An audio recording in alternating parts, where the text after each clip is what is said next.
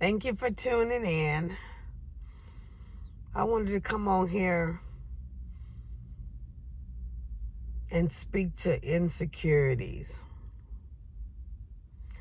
Since that video yesterday that I put up called Building a Legacy, the feedback was, people don't have time to build a legacy because they got to micromanage or they got to monitor their house, or, some people just don't like being alone. They're followers. They always got to have somebody around, them. They don't like sitting in a house by themselves. And that's because those type of people never got to know who they are. They never got to know themselves. They never got to meet who they are. They've always been around others, maybe helping others, maybe doing for others. I'm here at this Meet Las Vegas, I guess, waiting for a mini-me to come out of her testing. She have testing today, so it's probably going to be a lot of traffic. But I had a moment, and I just want to come on and talk to the feedback, the insecurities of women that feel like they can't do nothing, because they have to micromanage their house. I don't know if these are teachers or people that done lost their car or what, but it's a lot of traffic. But if you are in a relationship that takes so much of your time to where you can barely find peace in your bathroom by yourself, something wrong. We get into these relationships, and I can preach this because I come out of it. We get into these relationships where we have trust issues, where we don't want to or feel like we can't trust the individual that we're with because they've shown some signs of infidelity or betrayal or things of that nature. If we are in a position where we feel like we cannot trust them, we should not be in a position to be with them. If we cannot forgive them, I should say that, we should not be in a position to be with them, because forgiveness doesn't keep bringing it back.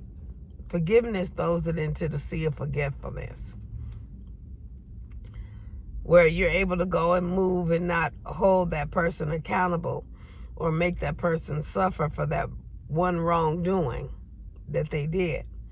Now, if you're with an individual that's constantly doing over and over and over, then obviously that person didn't repent. They're not apologetic. They're not sorry.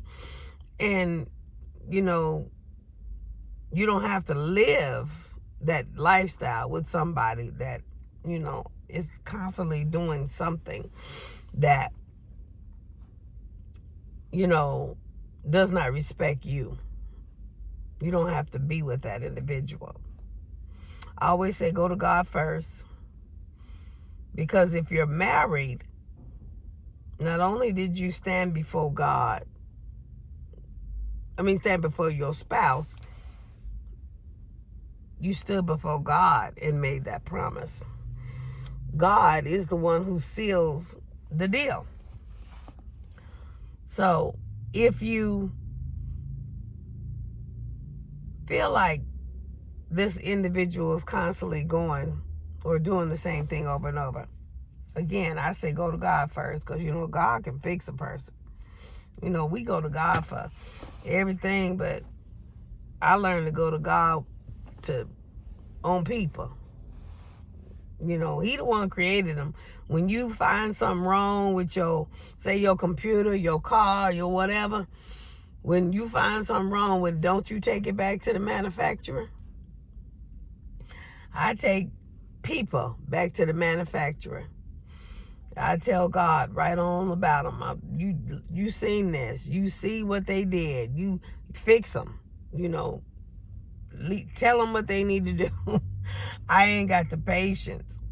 I will hand them right back over to God. My children, anybody in my life, I just hand them. You see that? Hand them right back over to God. Some people say that that's witchcraft, but no, that's what you're supposed to do. The witchcraft was in what they did. The betrayal, the infidelity, So, always say go to God. In making any decision in life, go to God first. Because He has the answer. He's the one that can see down the line of eternity. He can see what is coming into fruition. He can help you, think things through. You make one decision, He can show you how it's going to land with this decision. Make another decision, He can show you how it's going to land with that decision. So always go to God. Yeah, infidelity is grounds for divorce. But like I say, always go to God. Because, He may want to save the thing. He may want to, that may be the one thing that causes that individual to get closer to Him. And that's the ultimate goal, is to bring people to Him. If you just in it for the flesh, you ain't got no business being in it. Because when all of this pass away, you going to pass away with it. So God, He understands why He ordains people to be in our life. And He understands why, He ordains the connections that we have. Because we don't know what we may contribute to that individual that will help him on their journey. So never get into any kind of relationship based on flesh. Because that's fleeting. It's not, there's no satisfaction in the flesh. When you get into a relationship or connection with somebody, there's got to be something of purpose. There's got to be something of value that is sustainable. Maybe you're able to help that person learn more, or maybe that person is able to help you in your weaknesses. Something like that. Something that's eternal. Something that will catapult you forward versus pulling you down. Even, I'm talking about even your friends. And even family. I know we don't pick and choose our family, but we can be born into a situation, into a family, and if that family ain't conducive to what the plans that hopefully that God has for us to do, then sometimes we got to go do what we got to do. Some family don't want to get up and do nothing. So that don't mean we supposed to just sit there and carry them. We ain't supposed to sit there. I was talking to a lady last night, was talking about some people coming out, or an individual that's coming out of the jail, and they had all their decision of what they gonna do and what they needed, and just basically telling this person how they were going to help them, or they needed them to help them. But just because you coming out of jail don't mean I'm going to have to disturb my peace and disturb my pocketbook. If that ain't in for me to do, I'm not going to do it. So people make decisions in life, and they get in these decisions, and they expect the world just to be conducive to them when they come out. I can't do, so I'm going to need. Ain't nobody said I had to do anything. Fact of it is, if it ain't God ordained, I'm not going to do it. There are programs and organizations out here to help even our loved ones get back on their feet. They don't have to keep doing what they're doing and pulling us down. Because, if we kept feeding them and tending to their problems, we'll never build a legacy. We'll never get our legacy built. Because you always going to have somebody doing something coming in your pocketbook if you're the type of person that's always giving. It's always going to be something. So the moment you get a savings account built, it's always going to be somebody that's going to have some catastrophe, some emergency that they're going to come to you for. And you have the human right to say no. We need to learn to exercise that human right. People say I'm selfish. But if I would continue to keep giving and giving and giving the way I was before, I wouldn't be able to be sitting here in this Cadillac. It's an eye-opener when you are giving your whole lifestyle away. Like I said before, it was eye-opening to realize that I was giving a whole Cadillac a month away. So, at some point, you got to respect yourself more than you respect others. Because if you constantly giving, eventually you're not going to be here no more to give. You can't keep feeding others and not feed yourself. With children, I understand we got that big noble thing that we feed our children first. But think about it. If we're constantly feeding our children and never feed ourselves, eventually who's going to be there to feed the children?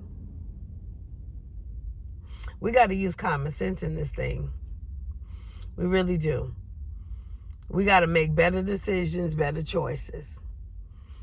But talking about people, I ain't going to say just women, because there are some insecure men too, very insecure. I know that for coming out of what I came out of, prostitution and all that. Y'all just don't realize that there are some very insecure men out there. Just because they got that masculine build and then, the muscles and everything, that's a whole concoction for something that's a hot mess. To see a man that's insecure, that's something to deal with. Running around stalkers and, you can't do nothing. They got to keep you in their pocket because they too scared that if you go out and breathe somewhere, somebody going to snatch you up. It's ridiculous.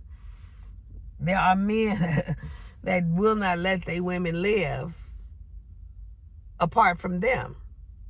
They can't go to the store without a tracking device. And vice versa. There are women like that too.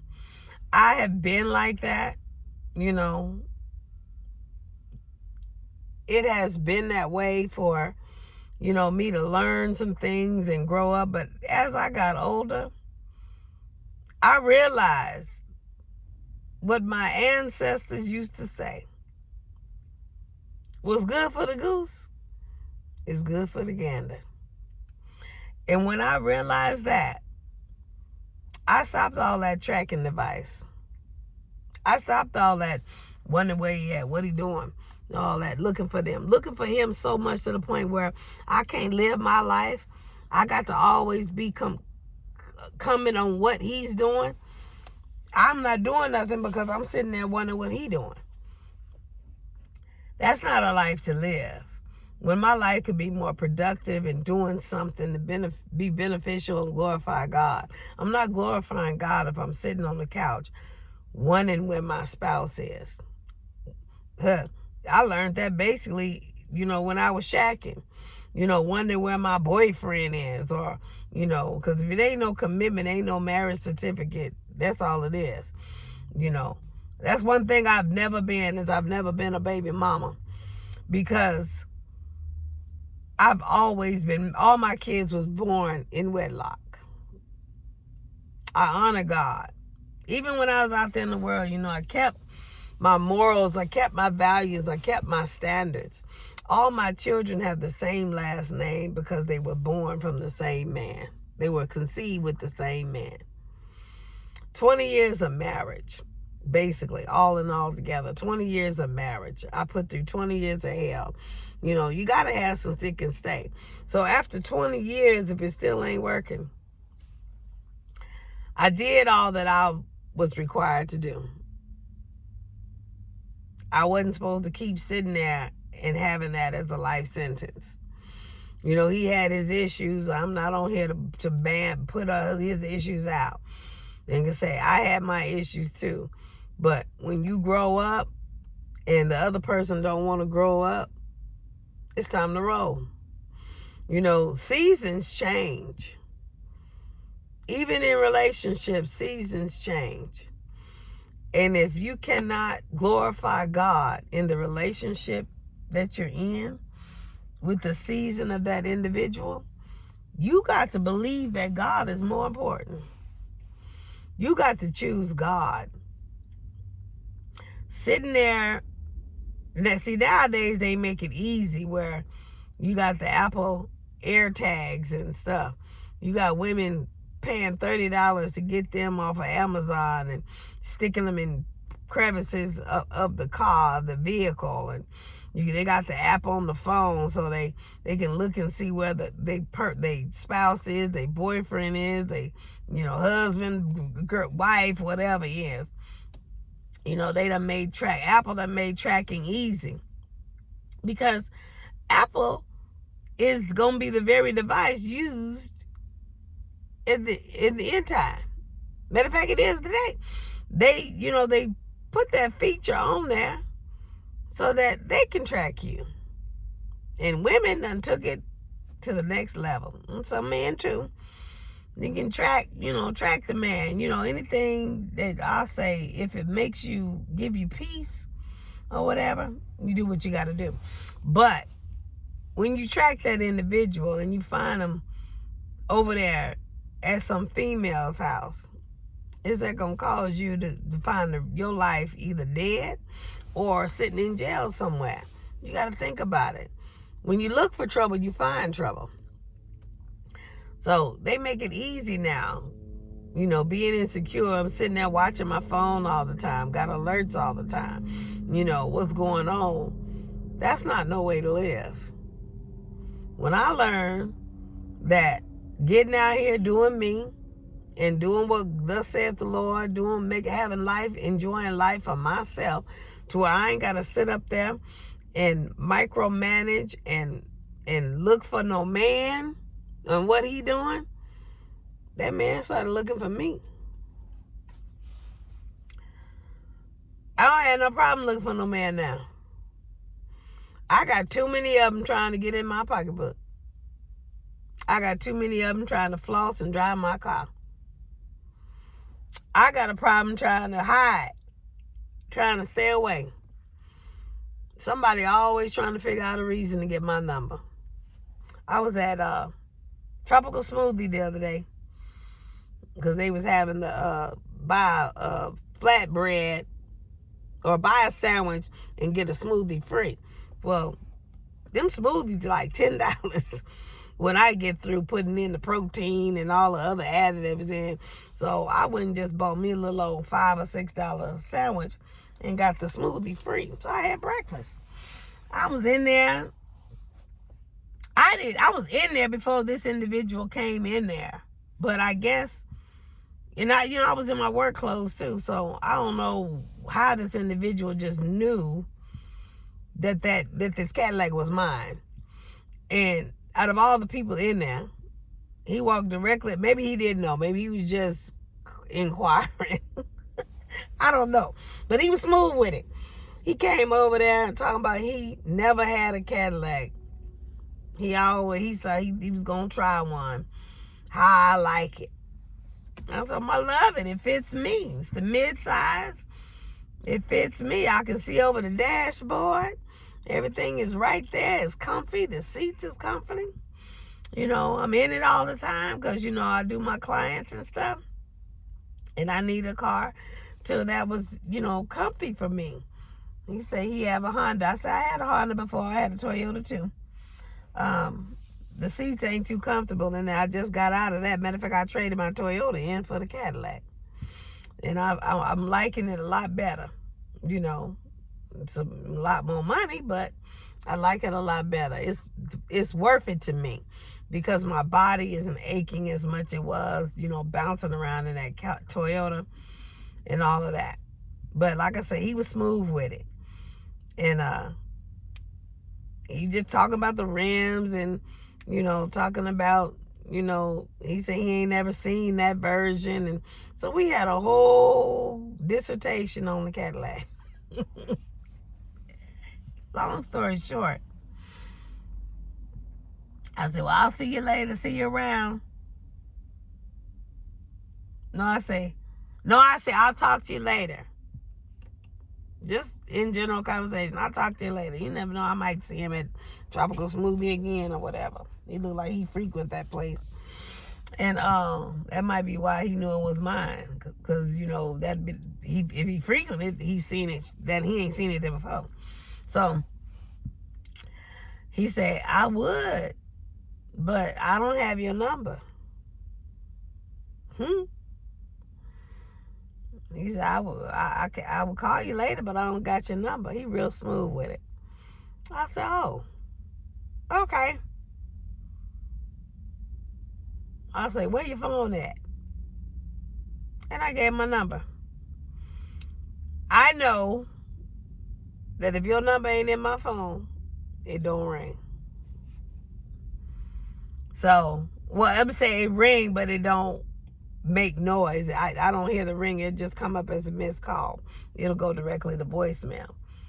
So if he call, he'll have to leave a message, or I'll see it as a missed call or whatever. Long story short, I guess he was intimidated or something because he never called. He said he would call later on that evening, but he didn't. But I'm just saying, as a female, I can speak, for a female. Me running around out here doing me and enjoying life happens to be the most attractive thing for a lot of men because I get so much attention. And I'm not trying to. One dude, I shouldn't say that. One guy told me that an educated woman is the most sexiest woman. All my degrees and stuff. He wanted a picture of me holding my doctorate or whatever. So I'm just saying, sitting around on the couch, if you get a man and then you sitting around on the couch, you're going to have to look for your man. Because scripture says a man who finds a wife. Men are like to hunt. They like to chase. They ain't got to find you if you sitting on the couch. They ain't got to find you if you at home. They know where you are. They definitely ain't got to find you if they know that you sitting there watching them. You always with them. Teddy Pendergrass is one of the ones that said, you got to leave something to the imagination. If that man don't see you in his face, he got to wonder what's going on. Where you at? What you doing? If he ain't got no reason to wonder, you're not going to keep his attention. He don't have to wonder about you if he know where you are. And I'm not saying be out there with the rules and all these fake things that's going on. I'm saying actually live life. Actually enjoy your life. A happy woman is a very attractive woman. Somebody that's sitting around miserable on the couch, complaining, nagging, or just not saying nothing, don't nobody want to be with that. Men don't even want to stay in the house with that. They rather be out somewhere because they don't feel no peace and no comfort in their own home. A home feels warm. It's full of love, not all that hate and animosity and bickering and arguing and screaming and cussing and fighting at one another. That ain't no home. That ain't how a home's supposed to be. It's not warm and accepting. As a therapist or a psychiatrist or anybody come into an office and you always biting and backbiting and, at them, they not going to feel comfortable. You ain't going to build no rapport, no trust. They ain't gonna feel accepted, and they're not going to come back to your office no more. You got to be warm and accepting, and that's how you keep them wanting to come back and talk. Men do not talk to women that they do not trust. They do not talk to women that is always sitting there coming at them, telling them about they faults, throwing their faults and stuff in their face. A man will stick and stay and commit with a woman who understands his faults, knows his faults, do not condone his faults, but she don't slap him in the face with it every time either. A man will commit to a woman who knows how to handle him even with his faults. That's not saying we supposed to kiss his booty or nothing like that, but we don't make a big eyesore out of his faults. So big to where we can't see our own faults. Trying to take the log out of somebody else's eye, but you can't see past the plank in your eye. That type of thing. So a man is not going to sit around in no house with a woman that's always pointing fingers at him, or a woman that's always complaining and nagging about what he ain't doing for her. If a man ain't doing something for you, that's because you haven't evoked an emotion or desire or the want for that man to do something for you. If you sitting on the couch doing whatever and he come home and it's not warm, accepting, or inviting, that man get out his clothes, go in there and fix himself something to eat, and get on in front of the TV. What's the difference with him living with a roommate or even by himself? Other than the fact that he has another able body that he comes to look at. But when a woman is appreciating a man and she's cooking his meal and, she's prepared a home for him, if that man has any kind of empathy, any kind of morals about himself, first of all, you got to see whether he's been trained right from his mother.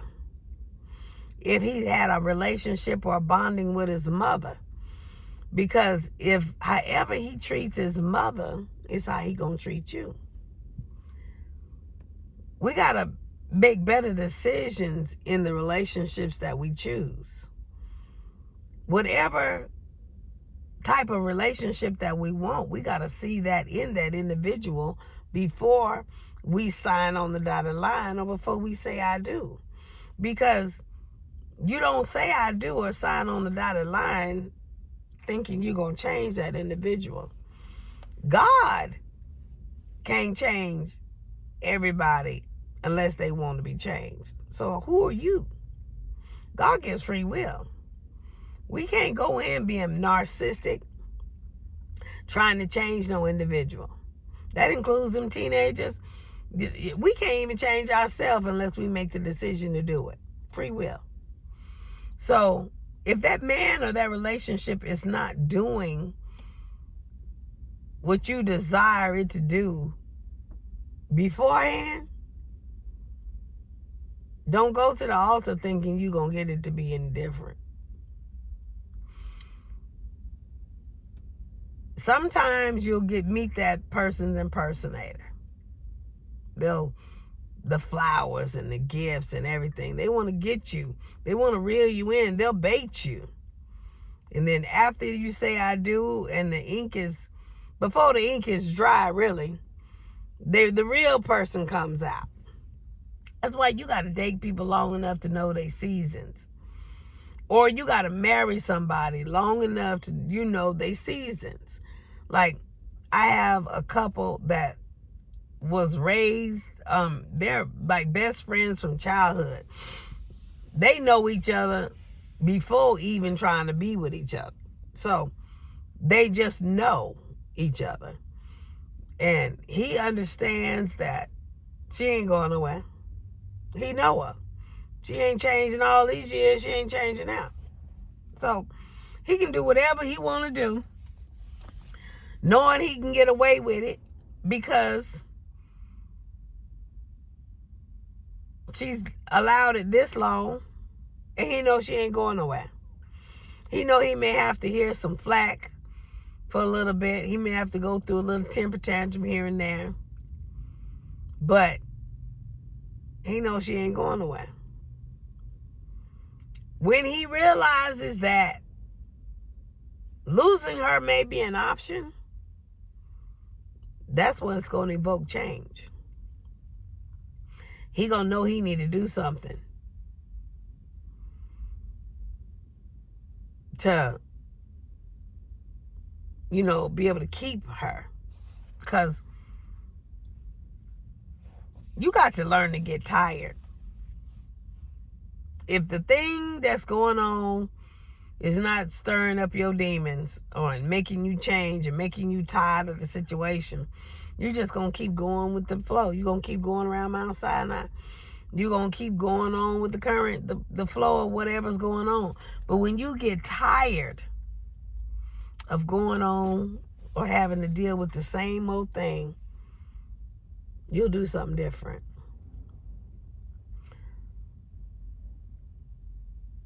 For most women, they'll pack up and finally leave. I ain't talking about the ones that's talking about they gonna leave, because if they still talking about it, they ain't doing nothing. They just threatening. When a woman is really, really tired, even a man, really, when you're really, really tired of something, you don't talk about it.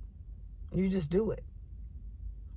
When I got tired of dealing with that school bus and those issues on that school bus and the fact that they want a budget cut, I'm out here doing all this work and everybody else making six figures or whatever in the office, and they doing budget cuts, they cutting all the people out here, the workers, but the administration and all of that wasn't getting cut. And I'm sitting here trying to find a way to feed me and my children, pay my bills, all of that. When I got tired of that, I didn't even go to the next bidding. I just walked away. Now, I planned, I started studying in school, getting a few degrees under my belt to have something to fall back on. But when I got tired, I walked up that bus that summer and I never walked back. When you get tired of being tired of something, you'll move. And that's what relationships need to see. They need to see that individual getting tired. If they're with somebody that's constantly doing something over and over and over, technically they have no remorse. They say they do, but when you repent of something, that means you turn the other way and you don't do it again. You got some people that just, they can put up, like teenagers, they do what they do, come all in late hours of the night, but oh Father, I'm tired doing all that schoolwork. But they come all in the late hours of the night, and they know they're gonna hear mama mouth or whatever. After a while, mama will shut up and they'll go to sleep or whatever. When you know the punishment Sometimes they outweigh the punishment. They outweigh what they gonna do. You know, what they can put up with. Oh, men the same way. Oh, she just gonna holler, fuss, and complain for a little bit. And he stayed out all night with the boys or whatever. Even the same token, if you got one that's cheating, and he can go over here and sleep with this one and everything, and he know he can come home, and you can nag and fuss and fight and go through the motions and everything, but give it a few hours and y'all right back into the flow of things. He ain't got no reason to change. He ain't got no reason to do nothing different. The enemy knows that he can use his flesh to get to you. The enemy knows that he can use that individual to make a fool out of him and get under your skin, because you're going to sit there, whine and murmur and complain, but you're not going to do nothing. The thing you should do is go to God. Pray to God. I know I'm going to say a few people that have prayed to God in situations, and their husbands have had to pay a price that only God can give. I remember, I think his name was Naboth. I can't remember her name or which one it was in the Bible. But he went out and did something wrong that was disrespect in the sight of the Lord. And she went out there and rectified that situation. She prayed to God, went out there and rectified it. She was a woman that feared the Lord. And she went back and told her husband, you know, what she did or whatever. And God took it. He had a heart attack. God don't play. That's why I'm saying you got to be careful going to God. You don't never know what he gonna do. All he wants to do is you to give him permission. He's that big and that sovereign that he will allow you to have choice. He gives you free will. You give God the permission to step into your situation in your life, and God will show up and show out. There have been many situations in my life that I have prayed to God, and God has answered with flying colors. There are enemies that I don't have to deal with because God has showed up and showed out. There are people that if they didn't die, there are people that have dealt with issues and certain things in their life because I gave them over to God, and God wreaked havoc in their life. Simply because they messed with me. Simply because they put their mouth on me. Simply because they touched his anointed. Try the spirit by the spirit. I use the scripture. I believe the scripture. I don't believe it for everybody else and not believe it for myself. But I believe the scripture. When people come against me, I go to God. He said, touch not thine anointed. Do thy prophet no harm. If you are anointed by God, you don't have to be in the pulpit. He ain't just talking about the leaders. He talking about the people that he has called and ordained that's serving him, that's honoring his word, that fear him. That's who he talking about. So when people come against me, they learn what's in me. I had a leader tell me that I had to go through COVID to show people what was in me. I really ain't had no problem with certain people since. It's been peaceful. Actually, I'm enjoying it, really. Because it got quiet. I don't have people coming at me all the time no more. Because before, I guess they thought I didn't have no backbone. That I couldn't You know, I couldn't survive. I couldn't handle certain things. Just because I don't say nothing, don't mean I don't know nothing.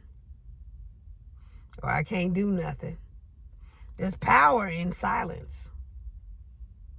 You got to be careful the ones that's silent, because that person might just be praying in a secret place. Them the ones you got to be careful. So you can't build a legacy if you sitting there babysitting, or if you sitting there micromanaging your relationship. That ain't really no relationship. That's a one-sided relationship if you're using all your time, energy, health, and strength to keep a certain standard in a relationship. People that are mature know what they're supposed to do. You lay down the rules, the regulations, the laws, the policies, and procedures in a company. You trained, and the orientation comes. They know what they're supposed to do. If they want to do it, they're going to do it. If you want to get paid, you're going to follow the policy and procedures. Same way with relationships, anything. They know what they're supposed to do and what they're not supposed to do. They know whether they're supposed to be infidel, or they commit infidelity or adultery or fornication. They know they're not supposed to do that. They know that it's wrong. But they do it because they want to. Or maybe their flesh is weak or whatever. They put themselves in a position to do it because they want to. So, in order to be successful in your life and build a legacy, you can't keep catering into that. You got to get tired of that. When you get tired of being disrespected and start giving yourself self-respect, you'll be able to move and do the things that you want to do. Relationships or commitments like that are not supposed to be life sentences. They're just not.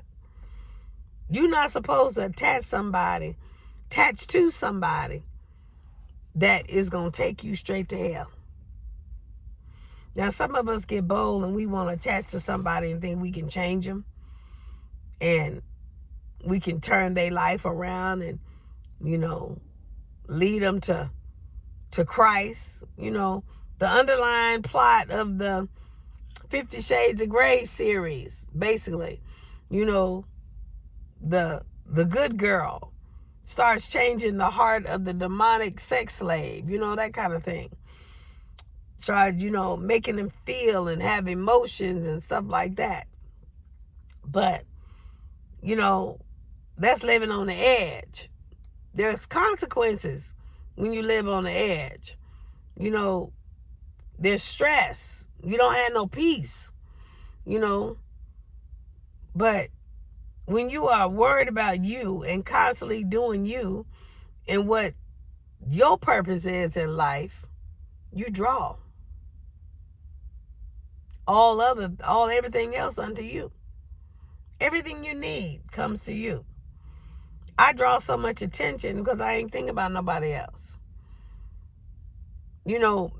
It's a magnetic field.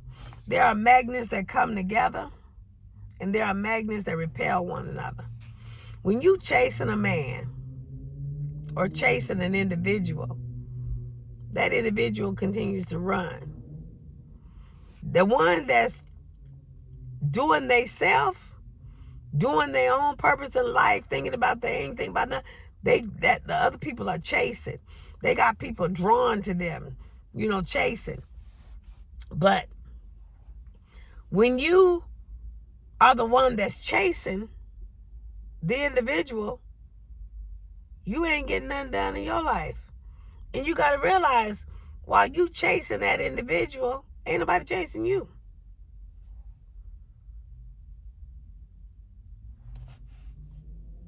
Men love the chase. They're hunters. They got to go out and make, get the food. They're providers. The thing with Adam is he allowed the thing that he was supposed to provide for and be provide for him. He stepped out of his position and allowed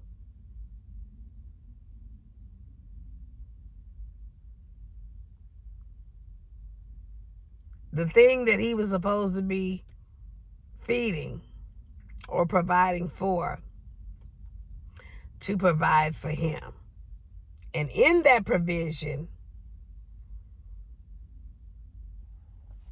he was convinced to turn his back on the very one, or bite the very one. He bit the hand that fed him, is what he did. Because he turned his back on the very one that provided for him, created him. Anytime somebody brings you something in your life and it goes against everything that you know or that you've ever known, it goes against the very person or individual or organization that provided for you, it comes to destroy you. So we have to be careful in our decisions. We have to be careful in who we listen to. What's in our ear. Infatuation, it can all sound glory and it all sound good. But as an example, children, they go out there and they get all these other people in their ear, what they can do. If it disrespects their mother's or their parents' house, or if it disrespects the parents and how they raised them, then what they're doing is biting the hand that feeds them. And, basically what they're doing is cutting themselves loose, because you get a real one like me and you're going to be out there with them. You're not going to be living with me and disrespect me. Not in my house. So that's another thing. We got a lot of parents that feel like it's supposed to be a life sentence to be a parent. It's not. I can be a parent with you in my house and with you being in your own house. A lot of people don't understand that. You grown and able to take care of yourself, willing, able-bodied, you need to go out there and get a job and do just like I did to take care of you, to take care of yourself. We sit there and let children manipulate us. They get the feeling, the guilt trip and all that. If we realize how we can't, well, then I can't say that, because some of us ain't got out there and did nothing or been through nothing. So I know that I went through all that hell I put my own self through out there in the world, in the streets of the world, because I didn't want substandard. I've always been one to go out there and do what I want to do.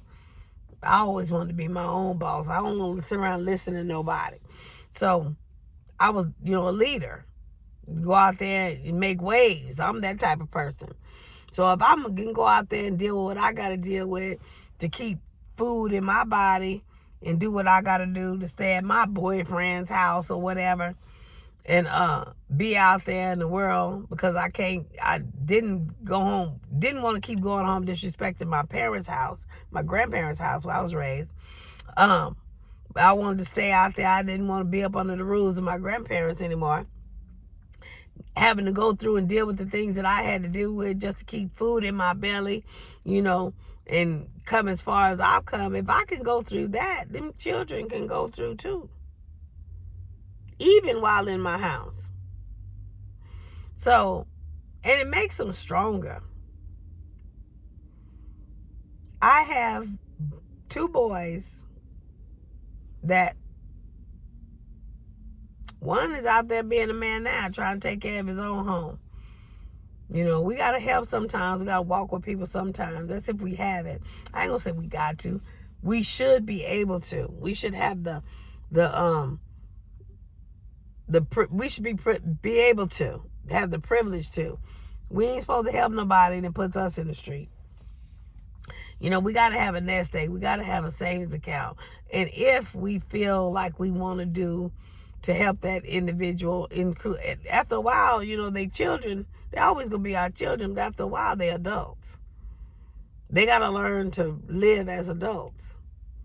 That's what I like about the eagle. The eagle, at a certain point, she started taking all the toys out the nest. And that way they can feel all the cushion too. That way they can feel the thorns and stuff. And they start learning that they have wings and stuff because they got to move and get it. Then they don't want to be stuck and poked and prodded. And after a while, she starts dropping them over the side of the nest. And then she swoop down and get them. You know, because she knows she fly fast enough. She's teaching them to fly on their own. When you start taking the comforts of home away from them, they will start to go find comfort somewhere else. And they will start to get their own. My baby boy, he getting ready to go into his apartment or whatever. Like I say, September is D-Day. That's the day we get the email stating whether we're going to sign another lease or not. I already told him, nope. I'm already making plans, cleaning out my garage, getting rid of things, throwing away things that I know I can't take to my condo. The things that I know is not going to fit in my condo. You know, when you know what you want to do, decisions, and you prepare in life, you start planning, you start moving. You don't sit on the couch and wait till the last minute. That's my mini-me. You know, I got to get a break her out of that situation. And like I say, the school of hard knocks is the best way I know to break her. Because she see me getting ready to move into my condo. She see that, you know, yeah, I have a room there for her so when she graduate or whatever. But she ain't going to be able to live with me long either. So she going to want, it's not going to be comfortable after she get her diploma. It's time for her to get her job or whatever, get her own place. It's not going to be comfortable.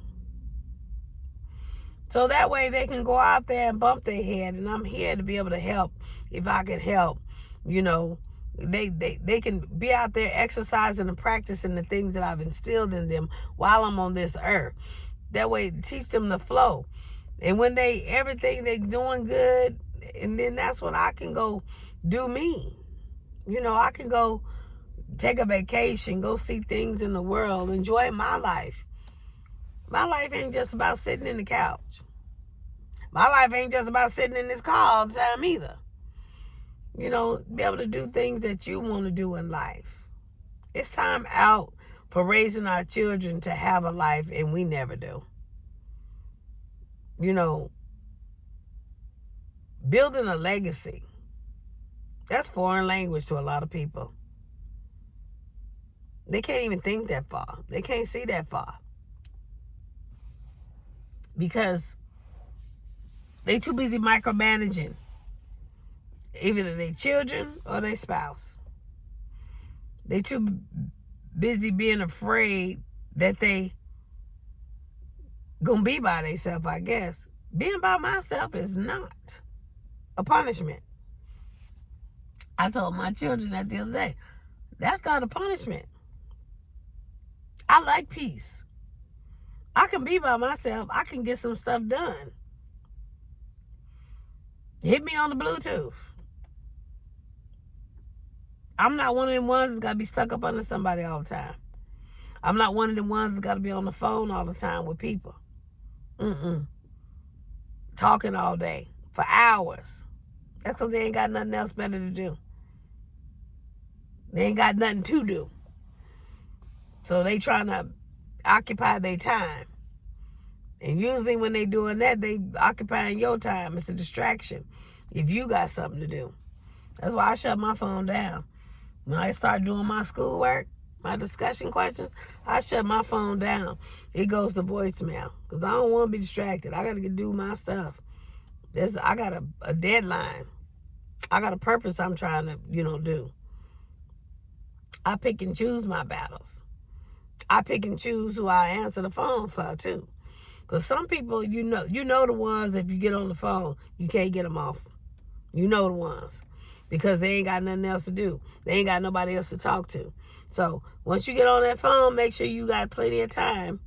Make sure you ain't got nothing pressing, because you know it's going to be hell to get them off. So I'm one of those type of people that if it get too pressing, I press the button. Hang up.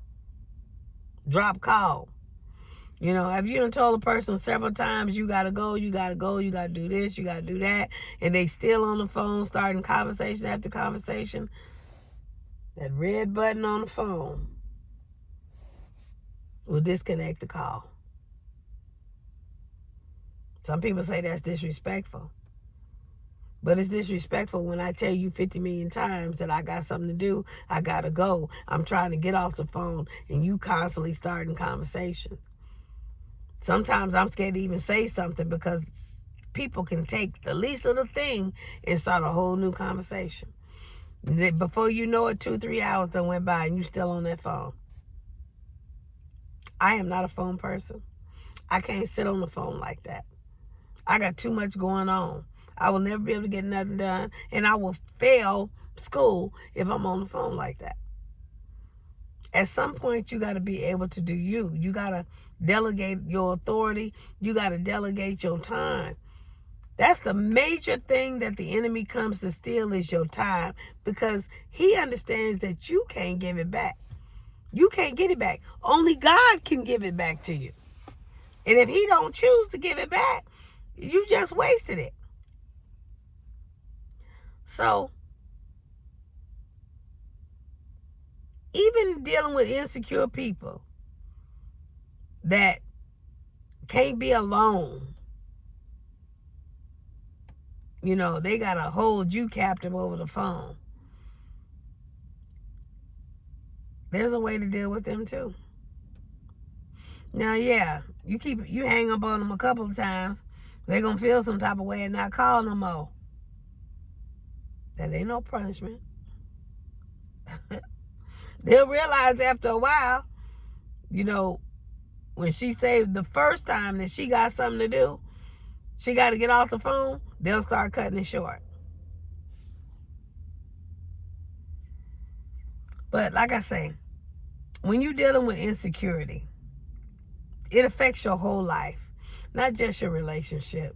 It causes you to have low self-esteem, low self-respect, no self-confidence. When you live in life from that vantage point, you like a slab of meat.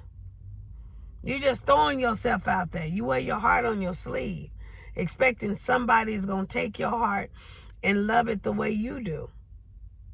No, the world normally takes it and stomps on it. Especially those that you don't have no bond with. There are marriages that have been consummated, but they still ain't bonded. They still ain't close.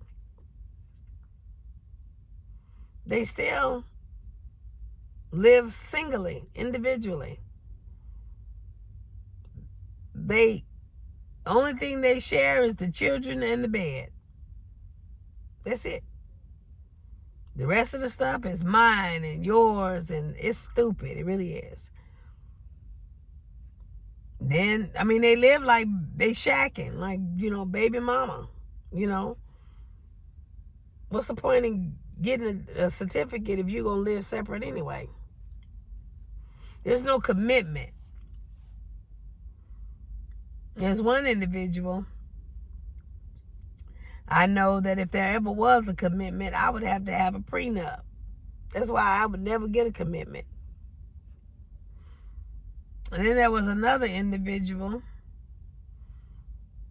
that I just made the decision that was not going to work, because I was not going to be the one having the education to fork over everything that I knew or had for that individual, because that individual never decided to edify their mind. They never learned or matured or anything in their area. They just been going through life as a manipulator. trying to get from other people because they don't have the education or the stamina to get it for themselves. They want to use, they're users. They're people that are manipulative. They just, they want to use you because they too lazy to do it for themselves. You got females that sit on the couch and take care of the children, and they got the man being the provider, yes, but they complaining because the man don't come home when they want him to come home or whatever, because the man getting tired of coming home looking at you, especially in a nasty house. Ain't no man gonna sit up there in no house. Now, the ones that's got vehicles, you ain't no telling when they gonna come home. I mean, we got females that don't even know how to drive. They putting all that they expect that man to be a god in their life. And when he goes off for his time, do what he want to do, ain't nothing they can say. Ain't nothing they can do. They can track him. They can look at him through his cell phone, all that, but they can't do nothing because they stuck at home with the kids. When you don't educate your own self to be self-sufficient and transport your own self, and all you want to do is sit up and be with a man so you can have sex and have his children thinking that's going to keep him, something wrong. Having a baby ain't never kept no man. What it does is every woman that they be with, they can have a baby. Abraham had 300 concubines. Solomon had 700 wives and 300 concubines.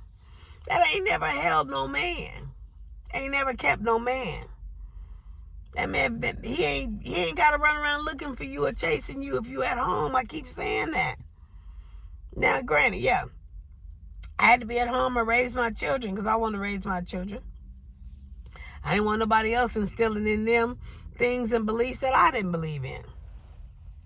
So I sacrificed my life to raise my children, but as soon as my children was able to take care of themselves or fend for themselves, it was time for me to go start doing stuff for me and build a legacy. I didn't have time to sit there and micromanage that man. If that man want to go sleep with somebody else, he ain't sleeping with me no more. Just that simple. And when you take that away from them, it gets their attention. Because if they out there doing their dirt, sleeping with other women, and they come home and be able to sleep with you, they ain't got nothing to worry about. But if they out there sleeping with other women, and that's a harm because they could bring something home to you. I would just pray. I go into consecration and fasting and pray to God because I don't want this man bringing me nothing to me. I understand it's my due benevolence. I understand it's my duty as a wife, but he ain't acting like a husband. I definitely would, and I would let God take care of that situation. You ain't gonna bring me AIDS. You ain't gonna bring me herpes, stuff that's uncurable. You ain't gonna bring me all that. So if he out there acting like that, you ain't sure whether he having protected sex or unprotected sex. So that's just my opinion. If he out there with somebody else, he ain't gonna be with me. Not in that capacity. So, and when a man in their mind, the way they think, because they logical, if a woman ain't getting it from them, they got to be getting it from somewhere else. You'll have his attention then. He'll either straighten up and fly right, or he'll straighten up and ship out. One or the other. You got to have self-respect. You can't just let a man constantly walk all over you, do to you what they wouldn't want done to them. They sitting up on the phone talking to people, going in the other room on the phone. But you do it. It's time out for all of that. You can't build a legacy if you're sitting there micromanaging. Building a legacy, it's got to be teamwork if y'all going to be in that. If it's not teamwork, then the legacy that you need to build, like I say, first talk to God. He's the number one source. And generally, because I got my release, generally, you'll end up building a legacy for you. It won't be a team effort no more. Because that individual ain't building no legacy. All they want to do is use you and your legacy to where you'll never be able to build anything. So I'm going to get off of here before it's too long to upload this thing. I guess I'm going to go get something to eat or something. She not due to be out for a while, I guess. But I just want to talk to the people that's dealing with insecurity. Your life is going through sheer hell because of your insecure. It's because of your insecurities. And the way to get rid of them insecurities is you got to start personal development.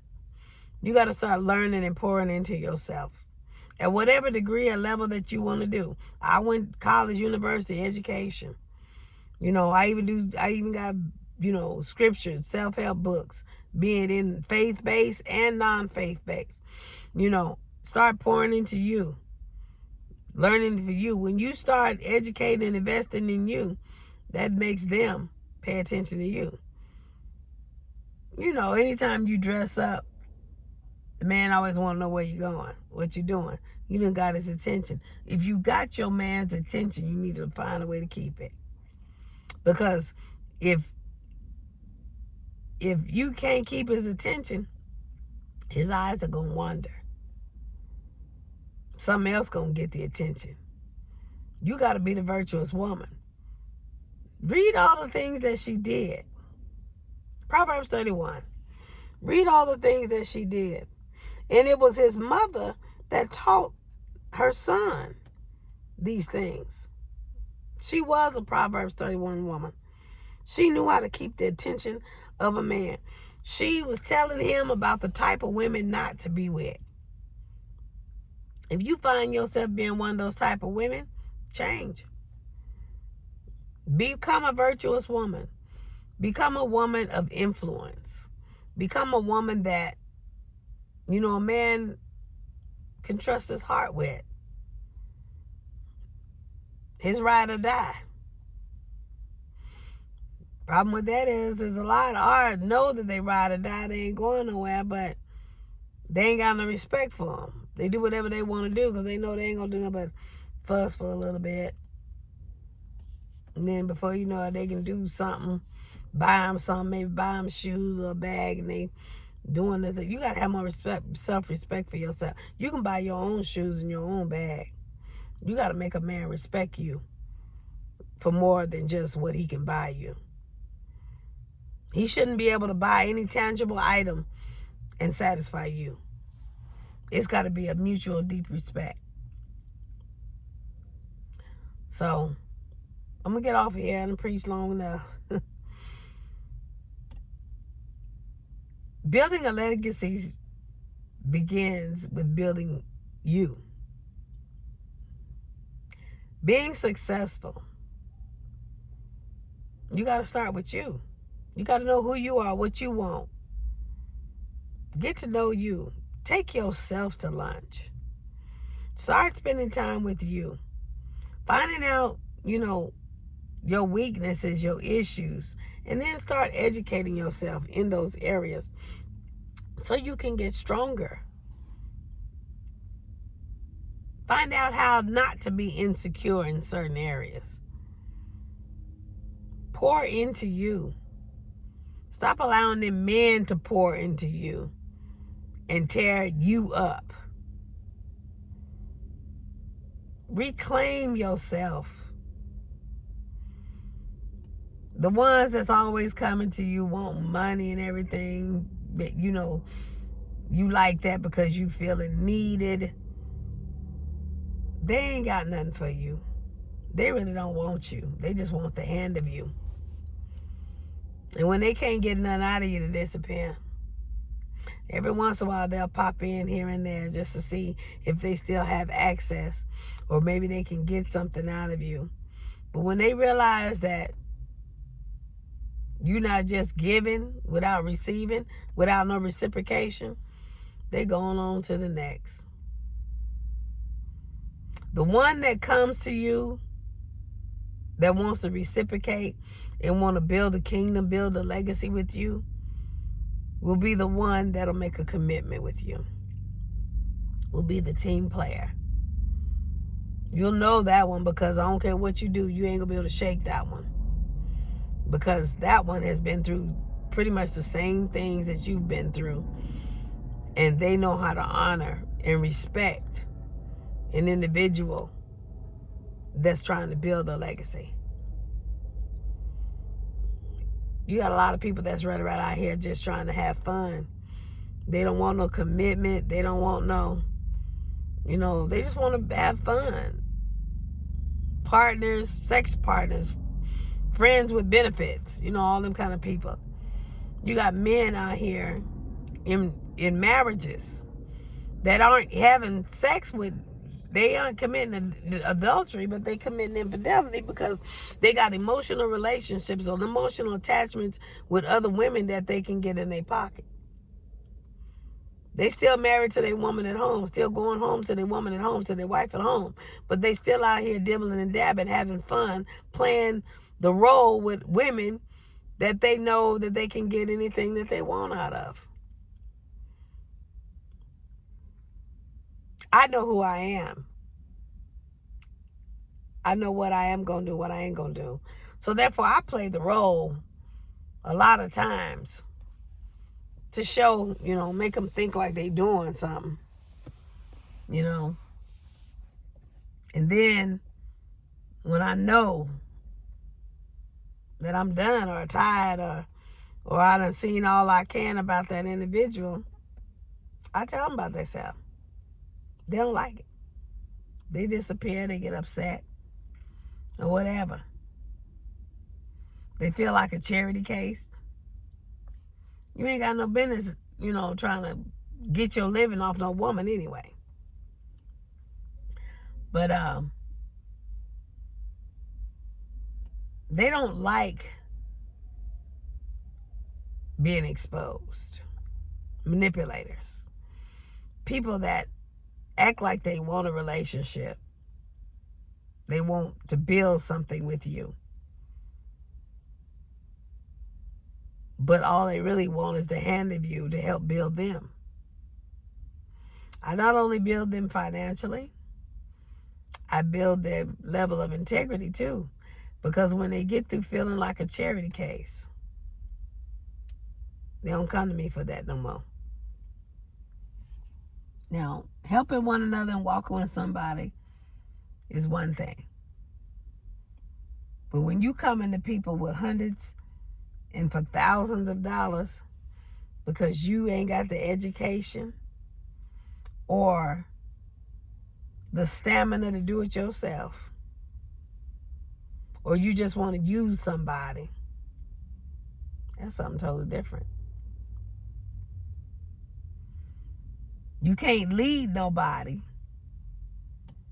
and you depending on them. You living off of them.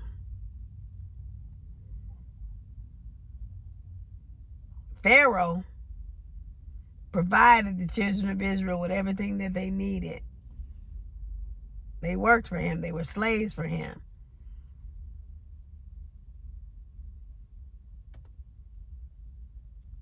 But the pharaohs of this day and age,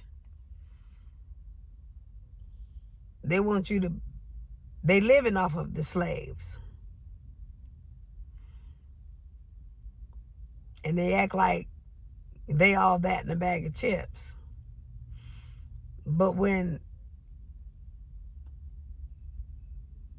the manipulated individual realizes that they don't have to do that, or that they get tired of supplying that individual with what they want and need because that individual is not reciprocating to them, and they pull back and stop doing it, they feel like a charity case, which is basically what they is, a charity case. Because all you're doing, you're giving you charitable donations to them constantly, all the time, because they don't have the wherewithal to go out here and earn it on their own. They try to belittle you and make you seem small and ignorant and all that because, you giving money to them, or you supplying their needs to them. But anytime you take your power back, it's a problem.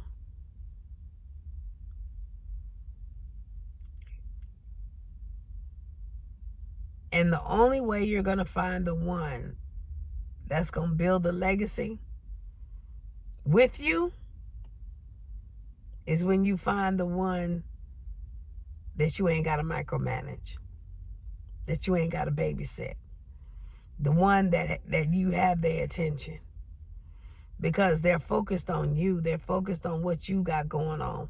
They focused on building and planning with you. Y'all growing together. It ain't you always putting something in the pot and they ain't putting nothing in the pot.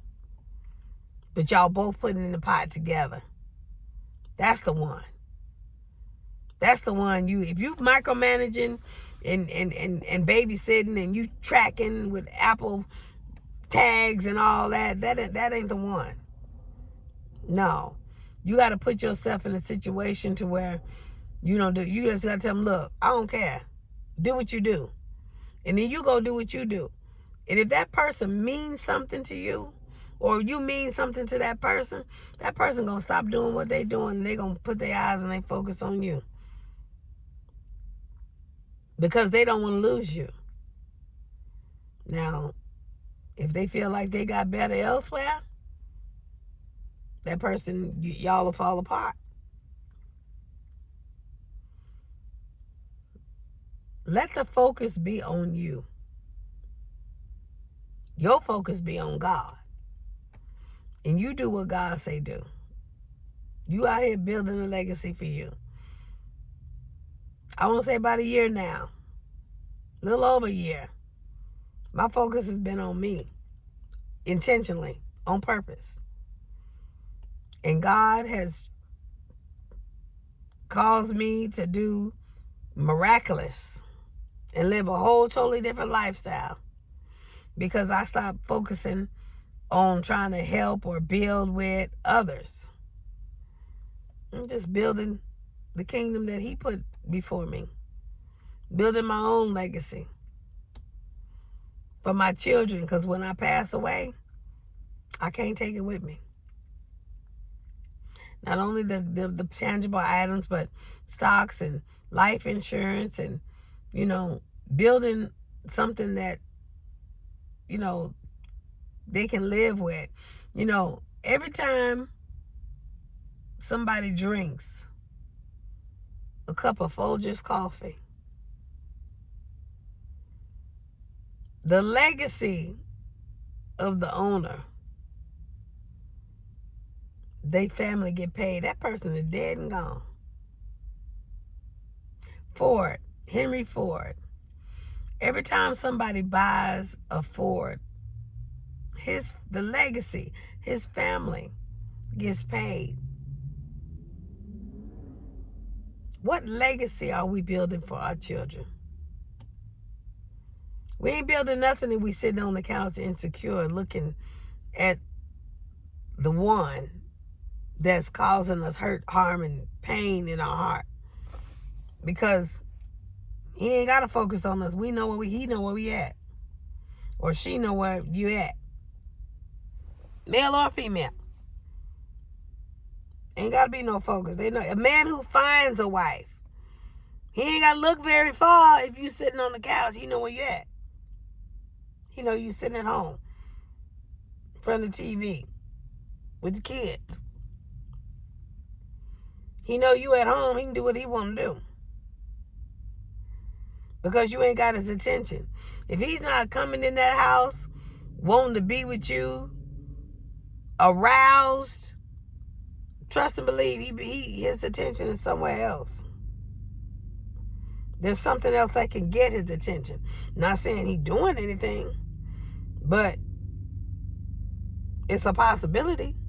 Because if you don't have his attention, somebody else can get it.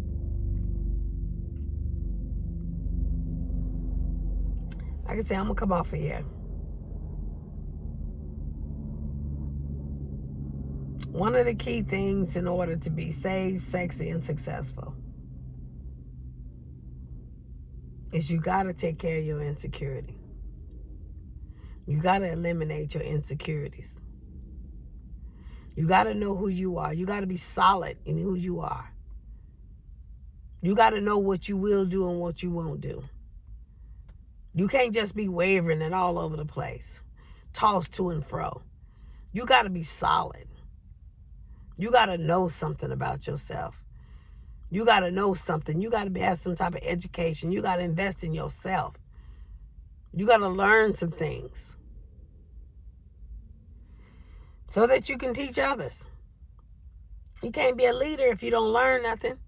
That's another thing. We got a whole lot of leaders that don't know nothing, but they want to lead. They want to lead somebody where? Can't lead them around the block because they don't know nothing. Stay in your lane. Teach what you know.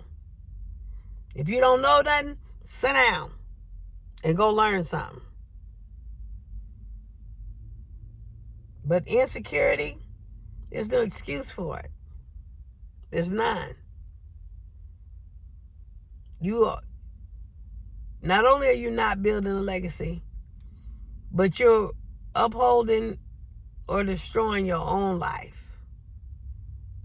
You're just passing time. You're just wasting time. And when you get in the box or cremated or whatever it is, whatever your end result is, what is your life going to say for you? Are you pleased with where you at now? Are you pleased with what your eulogy would say? The impact that you've made in the world? Or, some fruits just fall from the tree and disintegrating back into the soil, never making an impact.